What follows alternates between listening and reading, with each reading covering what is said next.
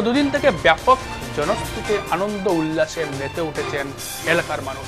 এতে অংশ নেন গোটা বরাক উপত্যকার প্রত্যন্ত অঞ্চলের ভক্তবৃন্দ।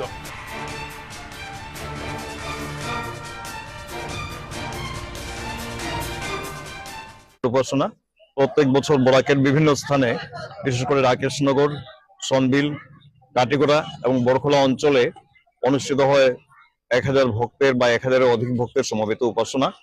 তো এবারে উপাসনাটা হলো কালাইন সত্যরঞ্জন কলেজে।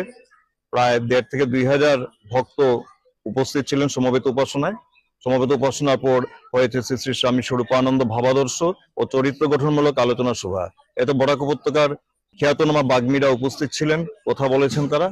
এরপর শুরু হয়েছে স্বরূপানন্দ সঙ্গীতের আসরে স্থানীয় এবং আমন্ত্রিত সঙ্গীতজ্ঞরা ছিলেন। এখন আপনারা দেখতে পাচ্ছেন এখানে মঞ্চে উপস্থিত আছেন আমাদের খ্যাতনামা শিল্পী বরাক উপত্যকার তাপস শঙ্কর দেব এবং মৈত্রী দাস। ওনাদের সঙ্গীত পরিবেশনের পর শুরু হবে হরিওম কীর্তন এবং সন্ধ্যা 5টায় শ্রীবিগ্রহে অঞ্জলি প্রদানের মাধ্যমে শেষ হবে আজকের দিনভর অনুষ্ঠান। এছাড়া আজকে সারাদিনে প্রায় 4 থেকে 5000 ভক্তরা মহাপ্রসাদ গ্রহণ করেছেন। সহস্র ভক্তর উপাসনা কাটিগড়া আঞ্চলিকের ব্যবস্থাপনায় কাটিগড়া খণ্ডমণ্ডলীর তত্ত্বাবধানে হয়েছে। এইটো সহস্রাধিক ভক্ত ইয়াতে সমবেত হয়েছিল।